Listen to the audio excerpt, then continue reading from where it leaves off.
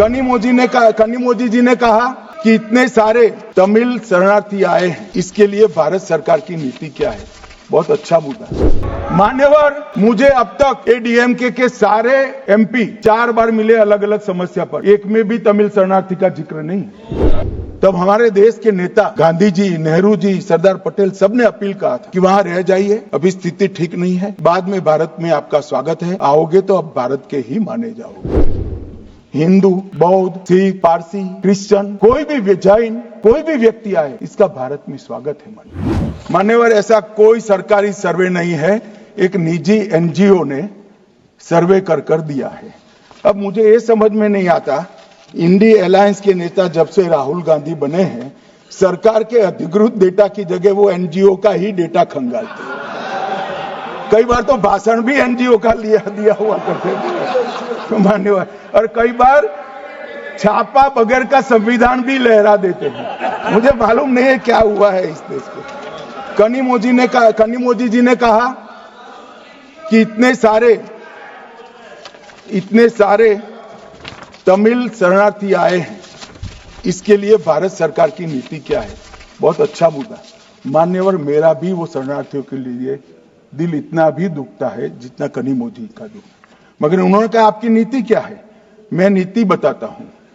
1986 से जो भारत सरकार का नीति है, और जब आप 10 साल यूपीए सरकार में थे, तब जो आपका नीति था वही हमारा नीति है। ये तो 74 से आए, अब 10 साल था, दयानिधि जी भी मंत्री थे, बालू जी भी मंत्री थे, कुछ नहीं किया। और हमें सवाल कर रहे हैं कि आपने क्या किया। भला आपने कर दिया होता तो हमारे लिए तो बारी ही नहीं आती। मान्यवर, तमिल शरणार्थियों की नीति में हमने फुल स्टॉप कॉमा का बदलाव नहीं किया है। जिस सरकार में डीएमके हिस्सेदार थी, वही नीति को हमने जस का तस अपनाने का काम किया है। अगर कुछ बदलाव करना है तो मुझे देखना, हम सोचेंगे। मान्यवर,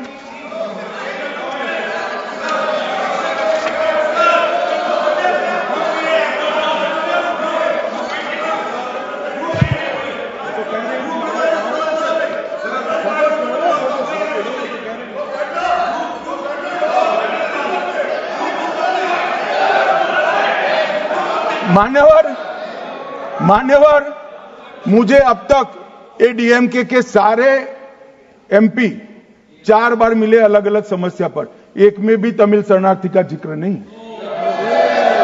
और कहते हैं डू समथिंग। भाई, आप तो कहते ना, हमने तो आपकी नीति पर चले, हम माने ये सच्ची होगी।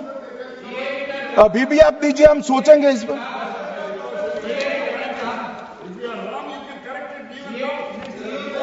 मगर आपने रॉन्ग किया है, एक्सेप्ट करते हो ना।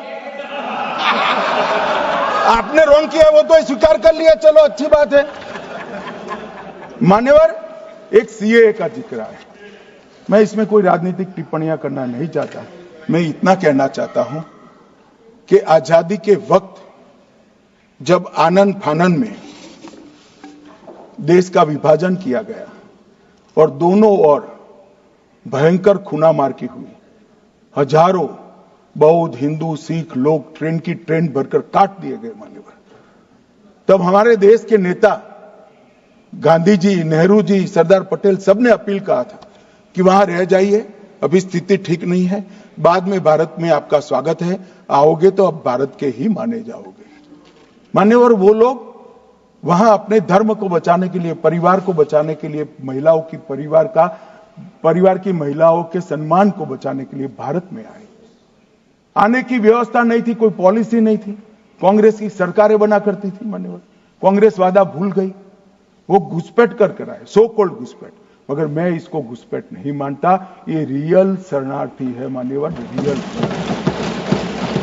जो अपना धर्म बचाने के लिए, अपने परिवार को बचाने के लिए यहां आए हैं, वो शरणार्थी है। मान्यवर, और इसलिए हम सीए लेने के लिए लेकर आए हैं। मान्यवर, इसमें कोई भेदभाव नहीं।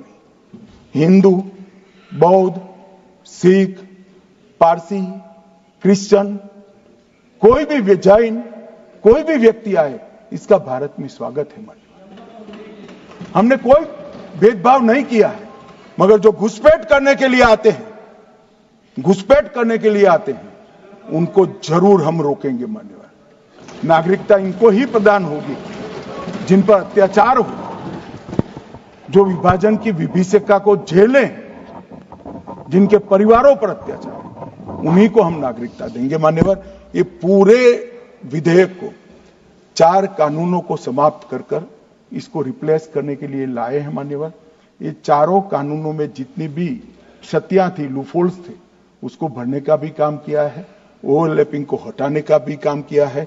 और आज के समय में भारत के अर्थतंत्र, भारत की शिक्षा, भारत की चिकित्सा पद्धति, भारत के अनुसंधान, भारत की लीगल सिस्टम, इस सब को मजबूत करने के लिए जो अंतर्राष्ट्रीय सहयोग भी चाहिए और दुनिया को भी हमने सहयोग करना है। दोनों चीजों को देखकर, परंतु उसमें सबसे पहले देश की सुरक्षा की चिंता कर ये विधेयक लेकर मैं आपके सामने आया हूं मान्यवर। मैं आपके माध्यम से सदन के सभी सदस्यों को निवेदन करना चाहता हूं, इसको पारित करें।